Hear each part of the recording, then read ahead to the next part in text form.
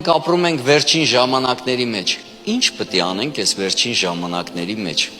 Հեչ մտածել ես դրա մասին։ Բոլոր քարոզիչներն ասում են, Աստվածաշունչը առավոտից իրիկուն ասում է, որ մենք ապրում ենք վերջին ժամանակների մեջ։ Բա դրա լուման ո՞րն է իմ ներդրման այդ գործի մեջ։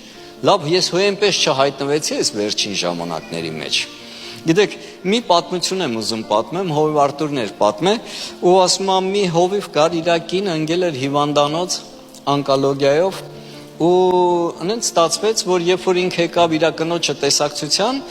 այդ բաժնի վարիչը դուրս եկավ, ասեց. «Լսի, ես ուզում եմ քո Հիսուսի հետ ծանոթանամ»։ Ու ասում է այդ հովիվ ասեց.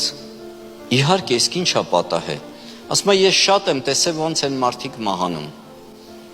Ես շատ եմ տեսել, որովհետև այդ բաժնում եմ աշխատում։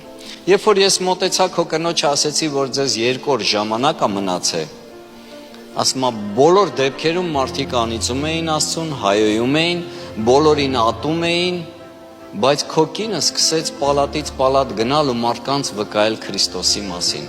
Ասեցի դու ինչ ես անում։ Ասեց ես շատ քիչ ժամանակ ունեմ, որ երկինք պտուղ հավաքեմ։ Դուք հենց այստեղ եք։ Ես էլ այդ ժամանակը չունեմ։ Հիմա է այդ ժամանակը, որ ես կարողանամ գործ անեմ Տիրոջ համար։ Ասում է ես տեսել եմ շատ